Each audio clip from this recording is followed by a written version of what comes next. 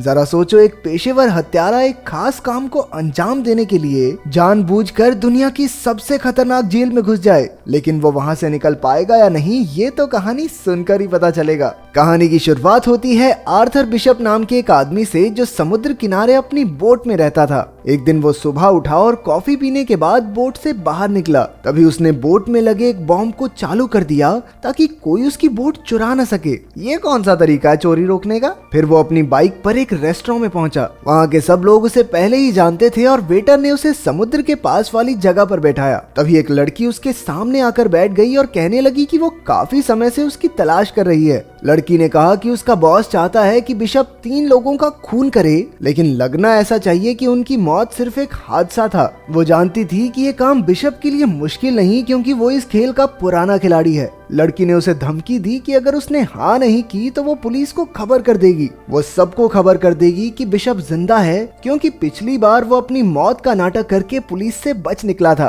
तभी बिशप ने देखा कि इस लड़की के साथ कुछ और भी लोग हैं जो उसे ही देख रहे थे। अचानक उसने अपना फोन निकाल कर उस लड़की की तस्वीर ले ली। जैसे ही लड़की ने बंदूक निकालने की कोशिश की तो बिशप ने उस पर हमला कर दिया। ये देखकर लड़की के साथी भी बिशप पर टूट पड़े, लेकिन उसने एक एक करके सबको धूल चटा दी। फिर बिशप ने देखा कि नीचे से और गुंडे उसे पकड़ने आ रहे हैं, इसलिए वो दीवार से कूदकर एक केबल कार पर लटक गया। उस लड़की ने अपने साथियों के साथ बिशप का पीछा किया और केबल कार में घुस गई। वो बिशप को अंदर ढूंढ रही थी, लेकिन वो तो छत पर था। लड़की ने छत पर बंदूक चला दी, लेकिन बिशप ऐन वक्त पर कूद गया और एक पैराशूट पर जा गिरा। रात को जब वो अपनी बोट पर जाने लगा तो उसने देखा कि 2 लोग पहले से ही वहां मौजूद थे। उसने बिना समय गवाए अपना फोन निकाला और बोट में धमाका कर दिया। इसके बाद वो माल उतारने और चढ़ाने की जगह पर पहुंचा। उसने एक डब्बा खोला और अपने पासपोर्ट्स और बाकी कागज जला दिए। फिर बिशप थाईलैंड के एक टापू पर गया, जहां वो एक लड़की से मिला जिसे वो पहले से जानता था। ये लड़की वहां के एक होटल की मालकिन थी।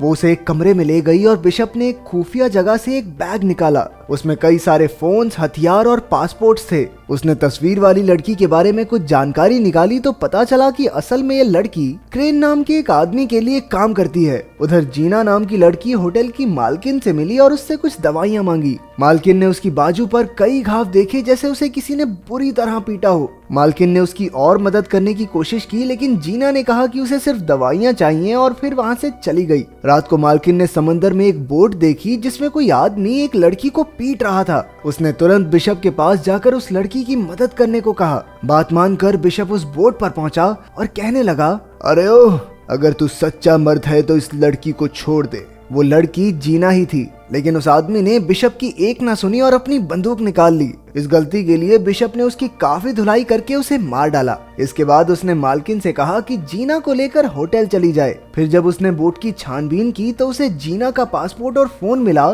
जिसमें बिशप की तस्वीर थी। आखिरकार उसने बोट को धमाके से उड़ा दिया और होटल में वापस आया। उसने जीना से पूछा कि उसकी तस्वीर जीना के फोन में क्या कर रही है। उसने जीना से साफ साफ पूछा कि क्या वो भी क्रेन के लिए काम करती है। जीना ने सहमी हुई आवाज में बताया कि क्रेन उसे धमका रहा है। अब तक जो हुआ वो क्रेन के प्लान का हिस्सा था ताकि जीना बिशप से मिल सके। जीना ने बताया, दरअसल मेरा काम तो सिर्फ इतना है कि मुझे तुमसे मिलकर एक नंबर पर कॉल करना है और फिर मेरा मिशन खत्म। बिशप ने पता लगाया कि जीना अनाथ बच्चों को पालती है जिनकी तस्करी हो रही थी। क्रेन ने जीना को धमकाकर कहा कि अगर वो उसकी बात नहीं मानेगी तो वो उसके बच्चों को मार डालेगा। बिशप ने देखा कि एक बोट टापू की ओर बढ़ रही है जिसमें बहुत से आदमी हैं जो टापू पर नजर रखे हुए थे। बिशप ने जीना से कहा, देखो, तुम्हें मेरे साथ दोस्ती बढ़ाने का नाटक करना होगा ताकि क्रेन को शक ना हो। उसने ऐसा ही किया और बिशप ने इस सब में उसे घसीटने के लिए उससे माफी भी मांगी, लेकिन उसके पास इसके सिवा कोई रास्ता नहीं था। बिशप ने बताया कि उसे जानकर खुशी हुई कि वो अनाथ बच्चों को पालती है,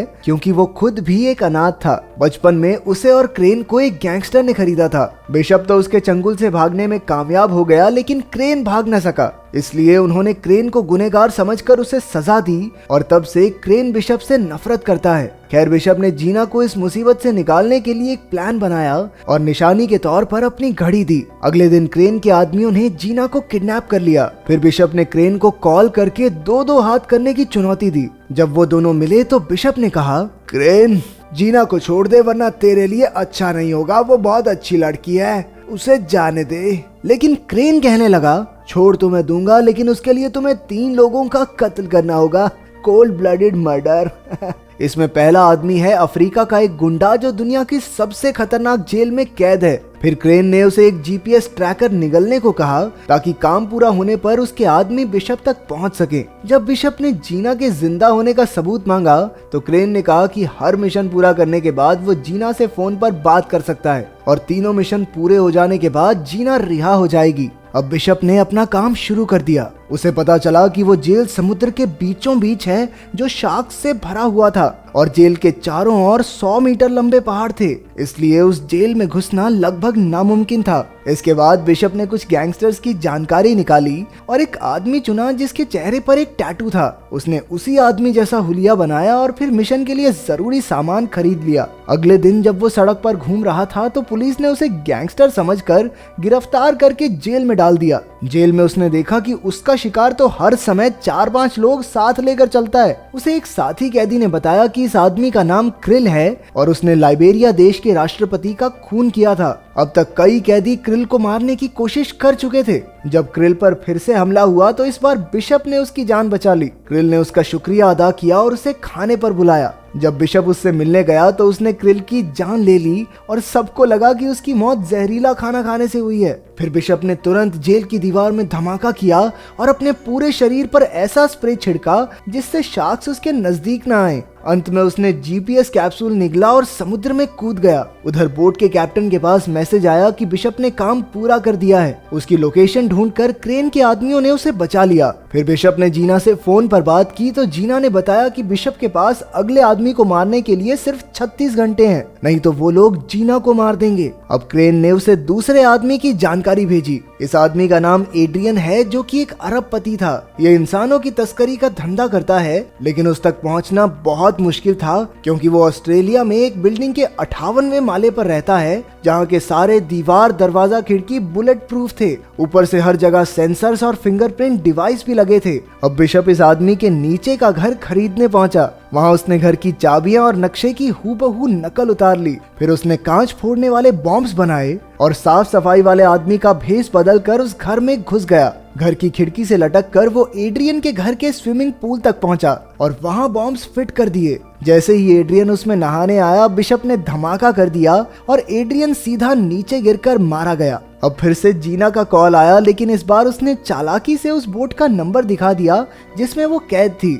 फिर बिशप हेलीकॉप्टर से उस बोट तक जीना को बचाने पहुंचा और कई गुंडों को मार गिराया, लेकिन अफसोस कुछ देर बाद वो पकड़ा गया। फिर क्रेन ने उसे आखिरी चेतावनी देते हुए कहा, इस बार तो माफ कर देता हूँ, लेकिन अगर फिर से ऐसा हुआ तो जीना बेचारी मारी जाएगी और उसकी मौत के जिम्मेदार होगे तुम। अब बिशप का आखिरी मिशन था अमेरिका में रहने वाले मैक्स को मारना। वो एक ऐसी बिल्डिंग में छिपा हुआ था जो पहाड़ के ऊपर बनी है और वहाँ सबमरीन्स का कारखाना था। इन सबमरीन्स में बड़ी बड़ी मिसाइल्स छिपाई गई थी। वहाँ खुफिया तरीके से किसी का भी अंदर आना या अंदर से बाहर जाना नामुमकिन था। जो भी वहाँ घुसने की कोशिश करता वो मौत के मुंह में जा गिरता। बिशप के पास इस काम को अंजाम देने के लिए 48 घंटे का वक्त था। उसे खबर मिली कि मैक्स ने एक हेलीकॉप्टर मंगवाया है, इसलिए उसने हेलीकॉप्टर के नीचे छुपकर मैक्स तक पहुंचने का प्लान बनाया। जब उसकी तरकीब कामयाब रही तो उसने बिल्डिंग के सारे कैमरा जाम कर दिए। चारों ओर हड़कंप मच गया और गार्ड्स मैक्स को एक खास कमरे में ले जाने लगे।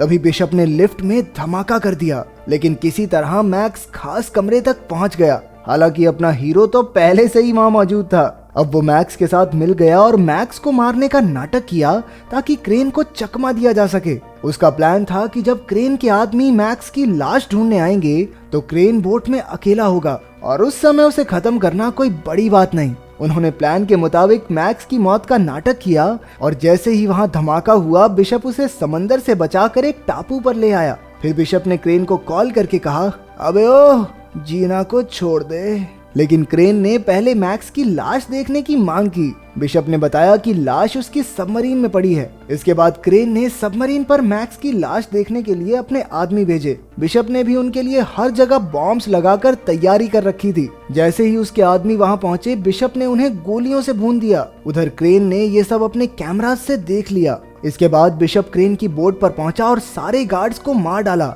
इसी बीच जीना को भी गोली लग गई। वहीं क्रेन ने बोट में लगे बॉम्ब को एक्टिवेट कर दिया। बिशप ने जल्दी से जीना को छुड़ाया और उसे एक ऐसे डब्बे में पहुंचा दिया जो धमाका होने से पहले ही बोट से अलग हो गया। अब बिशप और क्रेन की जबरदस्त लड़ाई शुरू हो गई। उसने क्रेन को जंजीर से बांध दिया और तभी बोट में धमाका हो गया। जीना तो बच निकली, वहीं मैक्स के आदमियों ने बोट का मलबा बाहर निकाला। कुछ समय बाद जीना अपने बच्चों के साथ थी और उसने देखा कि बिशप उसकी आंखों के सामने खड़ा था। असल में बिशप बोट के स्टील रूम में छिप गया था, जो इमरजेंसी के वक्त काम आता है, और इस तरह वो धमाके में बच निकला। अगर वीडियो पसंद आई तो लाइक कर देना, चैनल को सब्सक्राइब कर देना। मिलते हैं अगली वीडियो में।